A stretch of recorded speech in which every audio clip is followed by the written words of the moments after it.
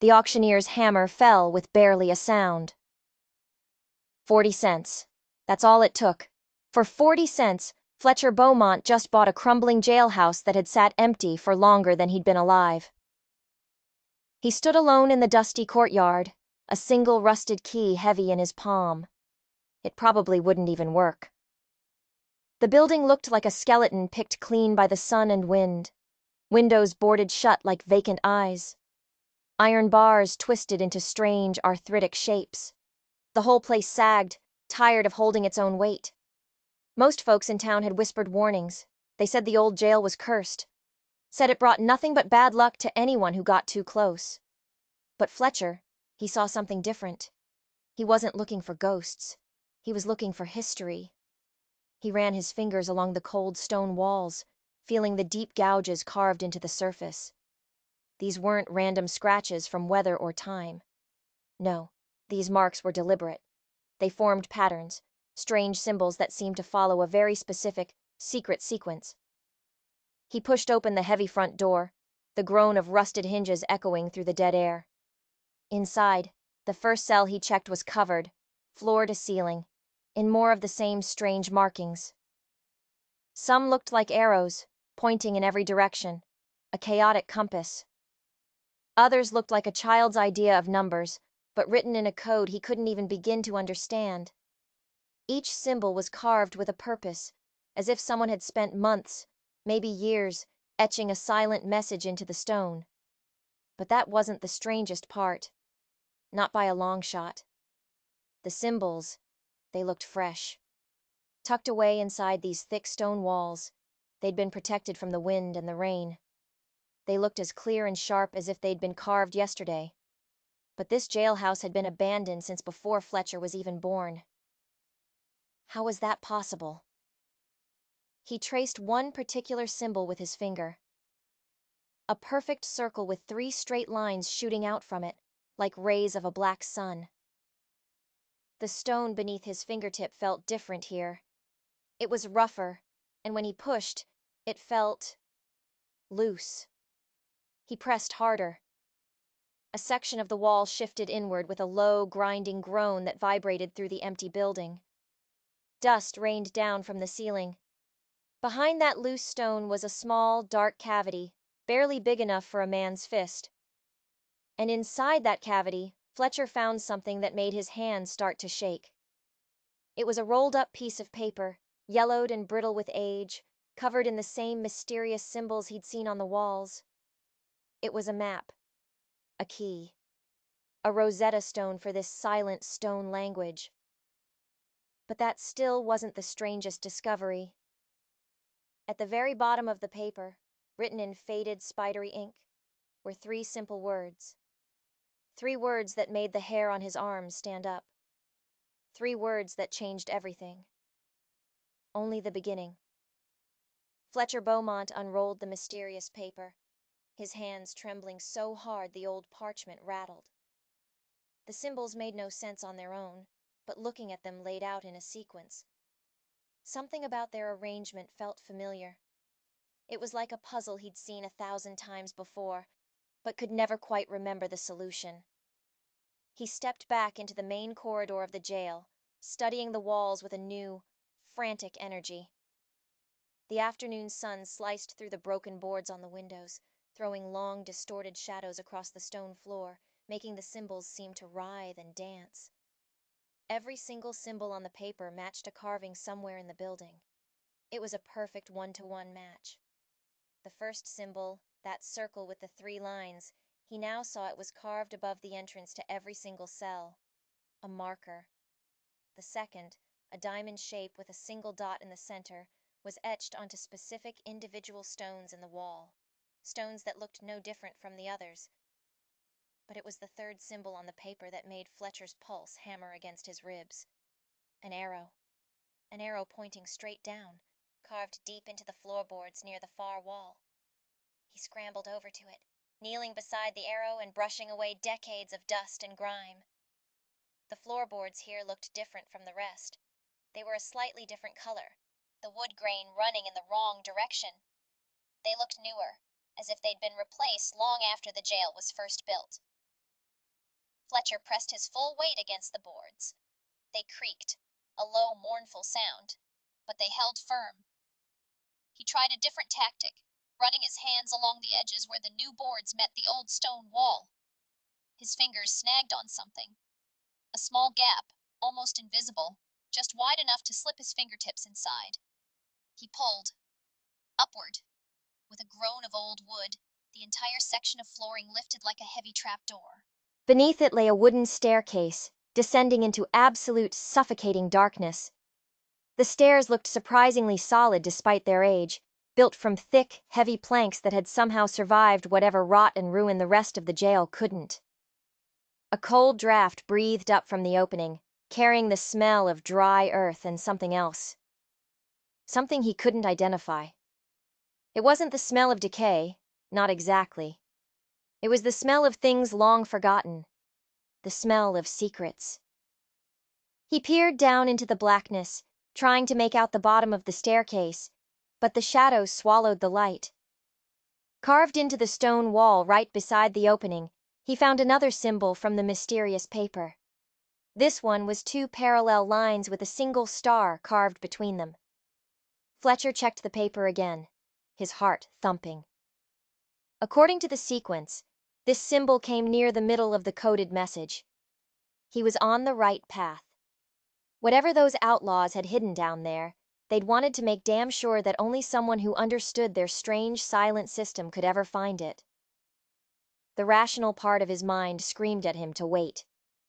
To go back to town, get a proper lantern, maybe even find someone else to witness whatever lay below. But Fletcher had spent his entire life collecting dusty pieces of frontier history, and nothing, absolutely nothing, had ever felt as real, as important as this. He placed one foot on the first wooden step. It held his weight without a sound. The second step proved just as solid. As he descended into the darkness, Fletcher couldn't shake the feeling that he was walking directly into the single most important discovery of his life. Behind him, the afternoon light from the main floor shrank to a tiny, distant square. But ahead, somewhere in that deep, underground blackness, waited the answers to questions that had been carved in stone for decades. And maybe, just maybe, a whole lot more. Fletcher reached the bottom of the staircase, and his boots hit a floor of hard-packed dirt. He found himself in a small underground chamber, carved directly out of the bedrock beneath the jail. The air down here felt different. It was dry and strangely warm, as if the earth itself was a blanket, insulating this secret room from the world above. The faint light filtering down from the trap door revealed rough stone walls and that dirt floor, packed as hard as concrete. But it wasn't the room that made Fletcher's breath catch in his throat. It was what was in the room. Stacked against the far wall were 6 large wooden crates. Each one was marked with the same strange symbols he'd been following all day. A brand. A signature. He approached the first crate cautiously, every nerve ending on fire. The wood looked weathered, but it was still intact, held together with thick iron bands that showed only a little surface rust. A heavy padlock secured the lid, but decades of damp air had weakened the metal clasp. Fletcher grabbed a loose stone from the floor and smashed it against the corroded lock. The metal snapped with a sharp, violent crack that echoed like a gunshot in the small, silent chamber. He lifted the heavy lid. And he forgot how to breathe. Gold coins. The crate was filled to the absolute brim with gold coins. Not just a few scattered pieces, but hundreds, maybe thousands of them, glinting a dull, heavy yellow in the dim light. Fletcher plunged a hand into the pile, feeling their impossible weight. These weren't cheap copies or fool's gold. The coins had official mint marks and dates, all from the last century. His hands were shaking uncontrollably as he set the coins back and stumbled toward the second crate. This one was different. It was filled with paper currency, bundled in neat, tight stacks and wrapped in oiled cloth for protection. The bills looked crisp, almost new, despite their age, as if they'd been stored with the careful attention of a banker. The third crate held more gold, but this time it was in solid bars. Heavy rectangular ingots, each one requiring both hands to lift. Fletcher counted 12 bars in total, each one stamped with symbols he didn't recognize, but which screamed of official mint origins. The sheer value was staggering, but it was the fourth crate that made Fletcher realize the true, terrifying scope of what he'd just found. This container held documents, deeds, bank certificates, official papers that detailed the source of this incredible, impossible wealth. According to the documents, this treasure represented the combined savings of an entire outlaw gang that had terrorized the territory for nearly a decade. They'd robbed banks, they'd held up stagecoaches, they'd accumulated a fortune from dozens of successful violent raids. One particular document caught Fletcher's eye. It was a handwritten letter, signed by someone who called himself the Captain, detailing their plans to come back and retrieve this stash after things cooled down. The letter was dated over 30 years ago. Fletcher sat back on his heels, the dirt floor cold beneath him, trying to process it all.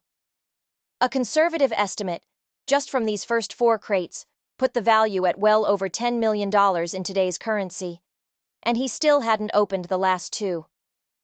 The realization hit him like a physical blow. He'd bought this entire jailhouse for 40 cents, expecting nothing more than a fun, historic restoration project. Instead, he'd just uncovered what might be the largest, most famous outlaw treasure ever discovered in the history of the territory. But as Fletcher reached for the lock on the 5th crate, a new, cold question started to form in his mind. If this treasure had been sitting here for over 30 years, why hadn't the Captain ever come back to claim it? Fletcher broke the lock on the 5th crate with a growing sense of dread and anticipation. This one felt heavier than the others, and when he finally pried the lid open, he understood why. Inside, nestled in soft, dark cloth, was a king's ransom in jewelry. Silver pieces, ornate heirlooms, items that spoke of a wealth far beyond what you could get from robbing stagecoaches. Diamond rings, pearl necklaces, and heavy gold pocket watches filled the top layer. Beneath them lay silver candlesticks, ornate picture frames, and what could only be described as priceless family heirlooms. Each piece was wrapped carefully, individually, suggesting these weren't random smash and grab thefts. These were carefully selected, targeted valuables. At the very bottom of the crate, he found a heavy, leather-bound ledger. Fletcher opened it, and his blood ran cold. It contained detailed records of every single item in the collection. Names, dates, locations. It was a meticulous, horrifying account of exactly where each piece had been acquired. The handwriting was precise, methodical, almost businesslike in its cold documentation of criminal activity. One entry jumped out at him. Silverton Bank Manager's Residence, October 15th.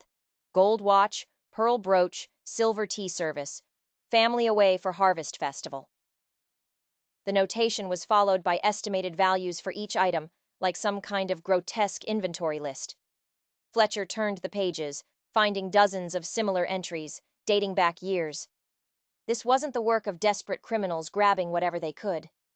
These outlaws had operated with chilling precision, striking specific targets, knowing exactly when and where their victims would be weakest. The final crate, the 6th crate, contained something completely unexpected. Instead of more treasure, this container held personal effects. Documents. The final chapter of the gang's story. A stack of wanted posters showed the faces of 5 grim-looking men, each with a substantial reward listed for their capture. The leader, identified as Captain Samuel Morrison, had a bounty of $5,000 on his head. A fortune back then. The other 4 carried rewards ranging from $1,000 to $3,000 each. But it was a small, yellowed newspaper clipping, tucked inside the ledger, that finally revealed why the captain never returned for his treasure. The headline was stark. Notorious outlaw gang killed in shootout with federal marshals. The article described a bloody, final confrontation. It ended with all 5 gang members dead, their bodies buried in unmarked graves somewhere out in the Badlands. According to the newspaper, The gang had been tracked for months before federal authorities finally cornered them in a box canyon, not 200 miles from this very jailhouse. None of them survived the encounter, and the authorities reported recovering only a small fraction of their stolen wealth. The rest was lost. Until now.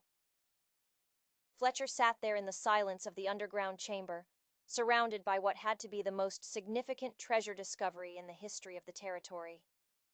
The irony was suffocating.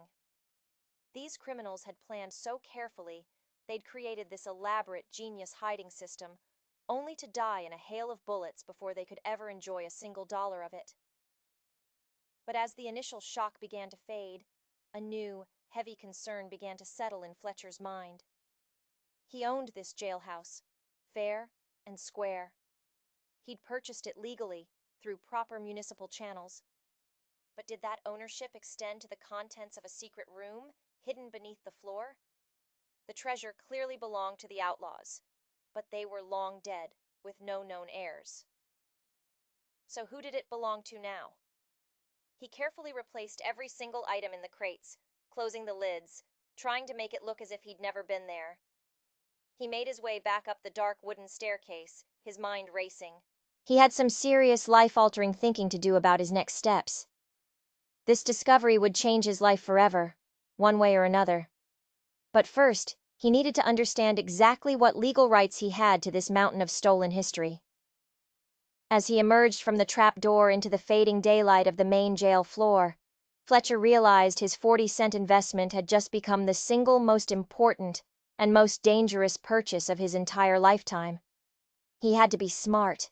He had to be careful, because a secret this big never stays secret for long. Fletcher spent that night pacing the floor of his small room above the town's general store, his mind a whirlwind. He couldn't sleep. The magnitude of his discovery was a physical weight, pressing down on him. By morning, a single, clear decision had formed in the chaos. He needed legal advice. He needed an expert before he took a single step further. Nolan Sinclair's law office was a modest, unassuming building on Main Street. The weathered sign hanging outside advertised services in property law, estate matters, and territorial regulations. It was exactly the kind of expertise Fletcher so desperately needed. Sinclair looked up from a mountain of paperwork on his desk as Fletcher entered. He was a thin man in his 50s, with sharp, intelligent eyes and hair just starting to go gray at the temples. He gestured toward a simple wooden chair across from his desk. "Mr. Beaumont, isn't it? I heard you bought the old jailhouse at yesterday's auction. An interesting choice. 40 cents, was it?" Fletcher settled into the chair, doing his best to appear casual despite the nervous energy thrumming through his veins. "I'm hoping you can help me understand a few legal questions about property ownership." "Of course," Sinclair said, leaning back. "What specific concerns do you have?" Fletcher chose his words with extreme care. "If someone purchases a building through legal means, do they automatically own everything contained within that building? Even items that might have been placed there by previous occupants?" Sinclair leaned forward slightly, his sharp eyes studying Fletcher with a new, heightened interest. "That depends on several factors. Generally speaking, when you buy a property, you acquire the rights to everything that is permanently attached to that property. Fixtures, things like that. Personal belongings left behind, however, that typically requires a different consideration." "What if," Fletcher pressed, "what if the previous occupants are deceased?" "If there are no known heirs and the property has been officially abandoned for a significant period, then yes, items found within could legally belong to the new owner," Sinclair explained, his gaze unwavering. "But there are very important exceptions." Fletcher felt his pulse quicken. "What kind of exceptions?" "Stolen property, for instance," the lawyer said, his voice level. "Even if found on your land, stolen goods must be returned to their rightful owners, or to their estates. The law is very clear on that. The same applies to items of significant historical or cultural value that might belong in a public collection or a museum." The lawyer paused, a shrewd look on his face. He could clearly sense there was far more to Fletcher's questions than just idle curiosity. "Mr. Beaumont," he said slowly, "have you discovered something in that old jailhouse?" Fletcher hedged, choosing his words like he was walking through a minefield. "I found some items. They appear to have been left by previous occupants. I just want to make sure I handle the situation properly." Sinclair's eyes narrowed almost imperceptibly. "Items of value?" "Potentially," Fletcher admitted. "Yes." Sinclair stood up and walked to a tall bookshelf, pulling down a thick, leather-bound volume of territorial law. "The key legal question becomes whether these items were legally obtained by their previous owners. If they were stolen, you would be legally obligated to make every reasonable effort to return them. That is your duty as a citizen." "And if the rightful owners can't be identified?" Fletcher asked, his throat dry.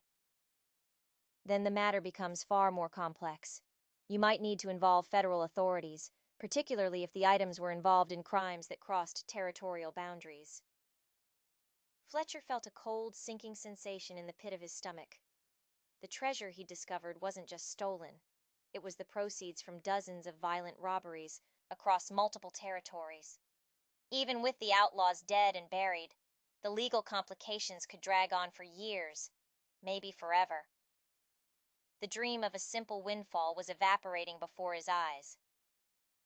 "I would recommend," Sinclair continued, his voice crisp and professional, "that you document everything, meticulously.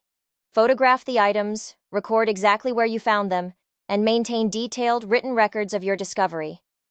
If you do decide to involve the authorities, they will demand complete and thorough documentation."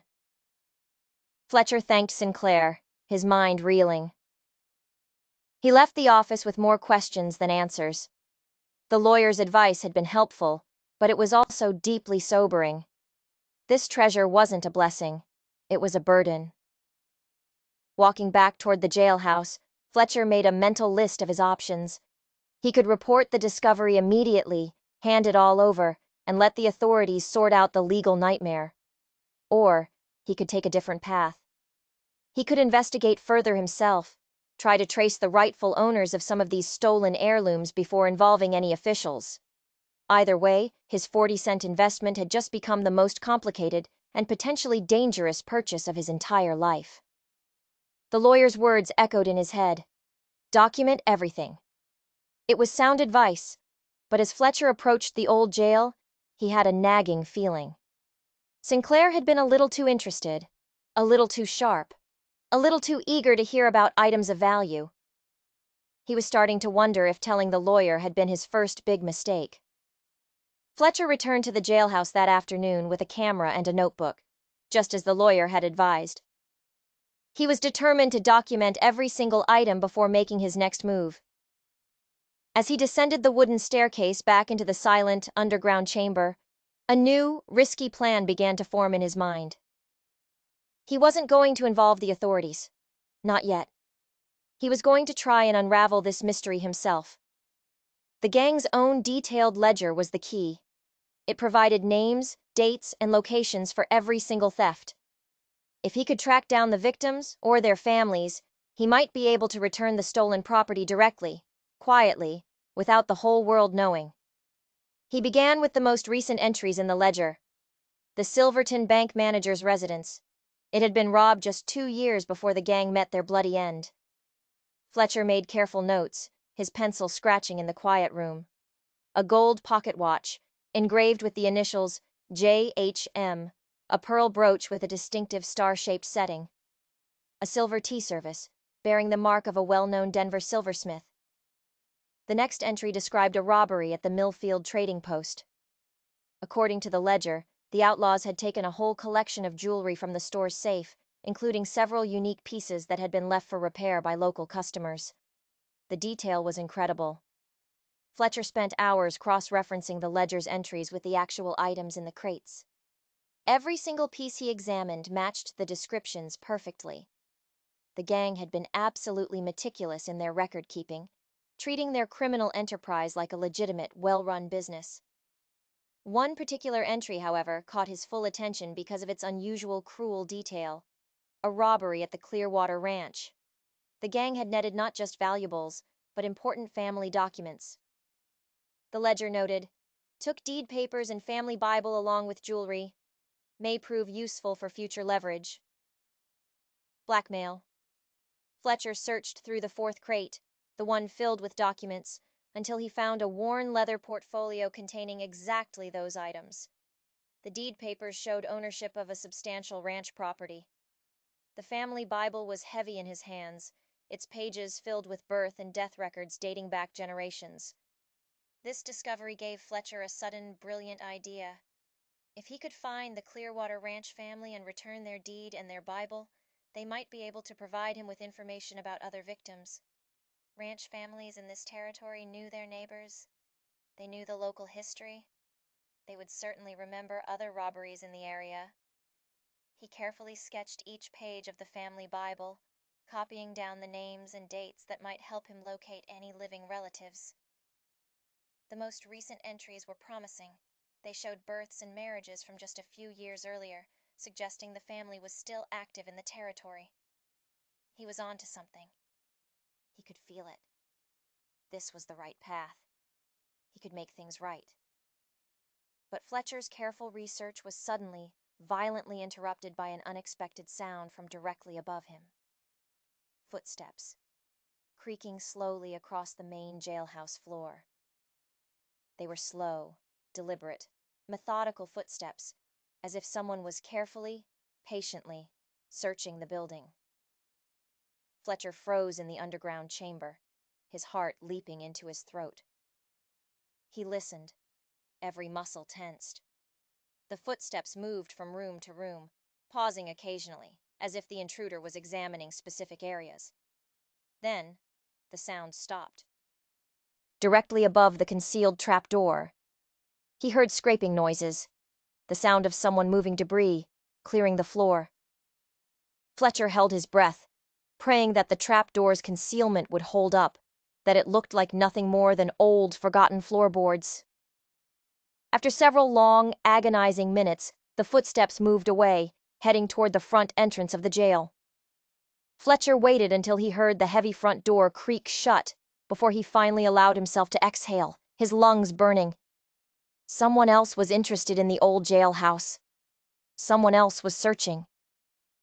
But who were they? And what exactly were they looking for? Fletcher had a sickening feeling he already knew the answer. His incredible discovery might not remain a secret for much longer.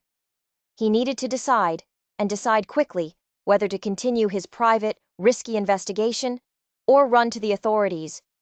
Either way, his time for making quiet, careful decisions was running out much, much faster than he'd ever expected. And he was no longer alone in this. Fletcher waited a full 20 minutes, his heart still hammering, before he dared to climb back up to the main floor of the jail. The first thing he noticed was the front door.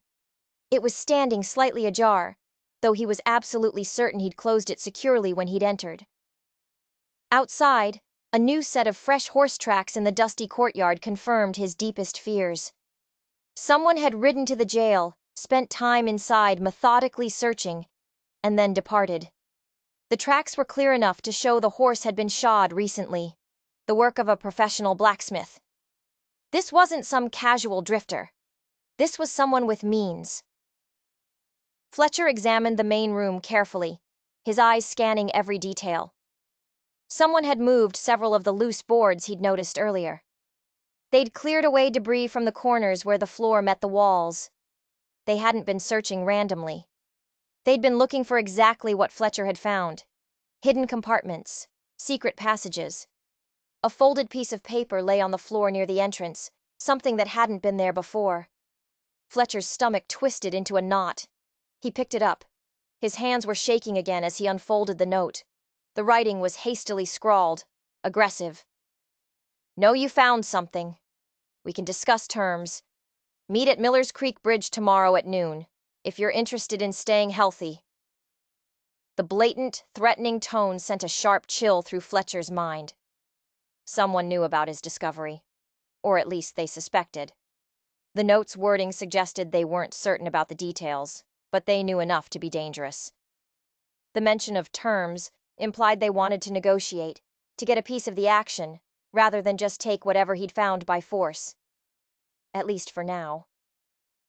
Fletcher spent the rest of the long afternoon considering his rapidly dwindling options. The smart choice, the safe choice, would be to march straight to the local sheriff and hand over the note. But the local sheriff was an old man, years from retirement, inexperienced with anything more serious than a bar fight. Federal marshals, the real authorities, might take weeks to arrive. In that time, this situation could escalate into something deadly. That evening, Fletcher made a desperate choice. He went looking for Porter Boone. Boone was a federal investigator who, by sheer chance, happened to be passing through town on some unrelated business. He'd arrived the previous week to investigate reports of illegal land sales in the territory. Fletcher found Boone at the hotel restaurant, studying a large map spread across his dinner table. He was a stocky, solid man, with intelligent, assessing eyes and graying hair at his temples. Boone looked up as Fletcher approached his table. "Mr. Beaumont, isn't it? I heard you made an interesting purchase at yesterday's auction." "News travels fast in a small town," Fletcher replied, taking the seat across from the federal man. "I'm hoping you might have some time to discuss a legal matter." Boone folded his map. "What kind of legal matter?" Fletcher laid it all out, choosing his words as carefully as he could. "I've discovered some items in the old jailhouse. Items that I believe may have been involved in federal crimes. I want to handle the situation properly, but I've also received what appears to be a threat." Boone's expression instantly grew serious. "What kind of threat?" Fletcher showed him the note. Boone read it twice, his eyes narrowed, then he carefully folded the paper and tucked it into his vest pocket. "Someone clearly knows you've found something," he said, his voice low. "The question is how much they know and what they're willing to do to get it." "I was hoping you might provide some guidance," Fletcher said, "about the proper procedures." "The first step is ensuring your safety," Boone stated flatly. "This note suggests someone is prepared to use violence if necessary. Are you planning to go to that meeting tomorrow?" Fletcher had been wrestling with that exact question for hours. "I'm not sure. Part of me thinks I should, just to find out what they know. But another part of me thinks it's suicide." Boone nodded thoughtfully, his eyes fixed on Fletcher's face. "If you do decide to meet with them, you shouldn't go alone. I could accompany you, but I'd need to understand a lot more about what exactly you've discovered." In that moment, Fletcher made a decision that would change everything. There was no other way. He leaned forward. "Perhaps you should see for yourself." As they walked together toward the dark, silent jailhouse under the cover of a moonless night, Fletcher realized he was about to reveal the most significant treasure discovery in territorial history to a federal investigator. There would be no going back after this. The die was cast, and tomorrow's meeting at Miller's Creek Bridge would determine, once and for all, whether his 40-cent investment was going to be a blessing or a curse. Porter Boone's reaction to the underground treasure chamber was even more intense than Fletcher had expected. The seasoned federal investigator stood in stunned, absolute silence for several long minutes, methodically examining each crate, each document before he finally spoke. "This is it," Boone finally said, his voice a low whisper.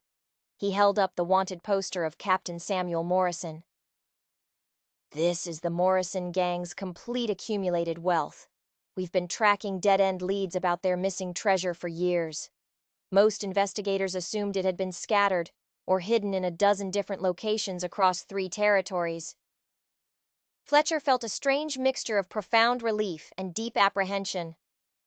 "So the federal government has a legitimate claim to all of these items?" "Not exactly," Boone corrected him. "The government's primary interest lies in returning stolen property to its rightful owners, not in claiming treasure for the federal coffers. This ledger—" He picked up the heavy book, a look of awe on his face. This makes our job considerably easier.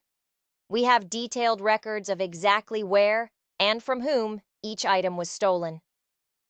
Boone continued to examine the documents, making quick, precise notes in a small journal he produced from his coat. "What concerns me," he said, not looking up, "is how someone else learned about your discovery so quickly. Very few people even knew you'd bought this jailhouse, and even fewer would have any reason to suspect it held a hidden treasure." "Do you think someone has been watching the building?" Fletcher asked. "It's possible," Boone conceded. "Or someone already knew about the treasure's location, long before you ever made your purchase." Boone paused, a thoughtful frown on his face. "Tell me about yesterday's auction. Who else showed interest in the jailhouse?" Fletcher tried to recall the sparse, quiet crowd at the municipal auction. Maybe a dozen people in total. Most of them seemed interested in other properties. Land parcels, a few storefronts. "And the jailhouse?" "I was the only bidder when it came up," Fletcher admitted. "Anyone ask any questions about it? Specifically?" "Not that I noticed. The auctioneer mentioned its history briefly, but said nothing about hidden compartments or any outlaw connections." Boone set down the heavy ledger and fixed Fletcher with a serious, penetrating look. "I think we should proceed with tomorrow's meeting, but we're going to do it with the proper precautions. I'll position my men in concealed positions around Miller's Creek Bridge long before you arrive. We need to identify who is making these threats, and more importantly, what they know about this situation." The next morning, Fletcher rode his horse toward Miller's Creek with a heavy, churning anxiety in his gut. Boone had assured him that federal agents would be watching from hidden positions, that he would be safe, but the meeting still felt incredibly dangerous. The bridge was a simple wooden structure, spanning a narrow, shallow creek about 2 miles outside of town. Fletcher arrived precisely at noon and waited, his eyes scanning the surrounding landscape for any sign of movement. A lone rider approached from the opposite direction. As the figure drew closer, Fletcher's eyes widened in disbelief. He recognized the man. It was Marcus Webb, a local, well-respected businessman who owned several properties in town, including the Mercantile. Webb's presence was a complete shock. Fletcher had been expecting some rough criminal type, a hardened fortune hunter, not a pillar of the local community. Webb reined in his horse at the center of the old bridge. "Mr. Beaumont, I appreciate you coming." His voice was calm, steady. "What do you want, Webb?" Fletcher asked, his hand resting near the pistol on his hip. "I want to discuss a business proposition," Webb said smoothly. "I know you found something valuable in that old jailhouse, something my family has been searching for a very long time. I'm prepared to offer you a very generous sum for whatever you discovered. No questions asked." Fletcher studied Webb's face, searching for any sign of deception. "What makes you think I found anything at all?" "Let's not play games, Beaumont." Webb's voice hardened slightly. "My grandfather was the deputy sheriff here when the Morrison gang operated in this territory. He kept detailed, private records of all their activities, including his strong suspicions about where they might have hidden their treasure." The pieces suddenly, violently, clicked into place for Fletcher. Webb hadn't learned about the treasure through spying or random luck. He'd inherited the knowledge, a family secret passed down through generations. "Your grandfather," Fletcher said, the realization dawning on him. "He knew about the hidden chamber." "He suspected it existed," Webb corrected him. "But he never found the proof. He spent his life searching. When I heard you'd bought the jailhouse for pennies, I realized someone might finally, after all these years, stumble upon what he'd been looking for." Fletcher leaned forward in his saddle, studying Webb's earnest, intense expression. "If your grandfather suspected the treasure was there, why didn't he search for it himself?" "He did search," Webb insisted. "For years. But he was limited by his official position as a lawman. He couldn't just tear apart a functioning town jailhouse without proper authorization. By the time the building was finally abandoned, he was too old, too frail for the extensive physical searching required. At that exact moment, Porter Boone emerged from his concealment near the creek bank, leading his horse up the steep slope toward the bridge. Webb's eyes widened in genuine surprise at the sudden appearance of the federal investigator. "Mr. Webb," Boone said calmly, his voice carrying in the still air, "I believe you two gentlemen have been having a most interesting conversation." Webb's face paled slightly, but he managed to maintain his composure. "This is a private matter, investigator." "Not anymore, it's not," Boone replied, stepping onto the bridge. "The Morrison gang's treasure falls under federal jurisdiction. But right now, I'm much more interested in this threatening note you left for Mr. Beaumont." "That wasn't meant as a threat," Webb said quickly, his confident demeanor starting to crack. "I was trying to emphasize the urgency of the situation. If word spreads about a treasure in the old jailhouse, this town will be overrun with every fortune hunter and criminal within 500 miles. Boone nodded thoughtfully. "A valid concern, which is why we're going to handle this entire matter very quietly and very efficiently." Over the following weeks, Porter Boone coordinated the most unusual and secretive treasure recovery operation in the history of the territory. Using the Morrison gang's own meticulous ledger, federal agents were able to trace the rightful owners of nearly every single stolen item. The Silverton bank manager's family recovered their father's engraved gold watch and their mother's distinctive pearl brooch. The Clearwater Ranch family got back their precious deed papers and their family Bible, along with priceless jewelry that had been in their family for generations. Dozens of other families throughout the territory received similar miraculous reunions with their long-lost valuables. Each recovery brought tears of joy and utter amazement that items stolen decades earlier could finally return home. Fletcher's legal ownership of the items that couldn't be traced to specific victims was officially confirmed through the federal courts. The unclaimed gold bars, the stacks of old currency, representing about 30% of the total treasure, legally belonged to him as the property owner. The old jailhouse was carefully transformed into a territorial museum, with Fletcher as its director and curator.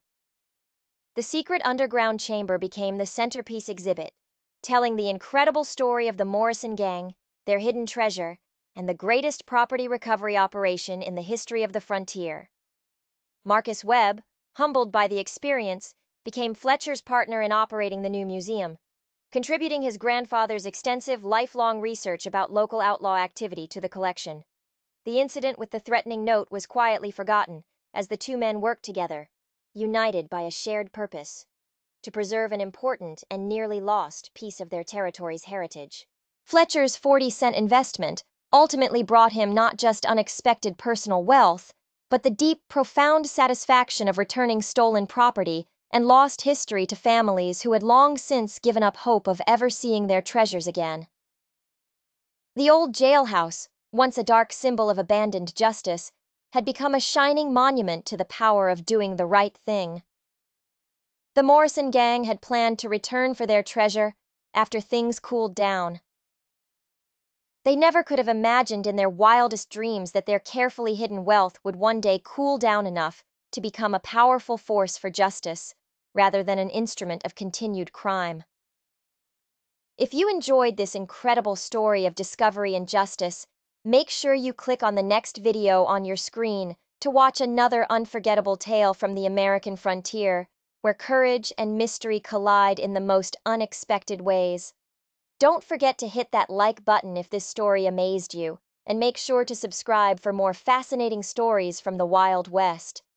And if you'd like to support our channel and help us bring you even more incredible stories just like this one, please consider leaving a super chat. We'll see you in the next story.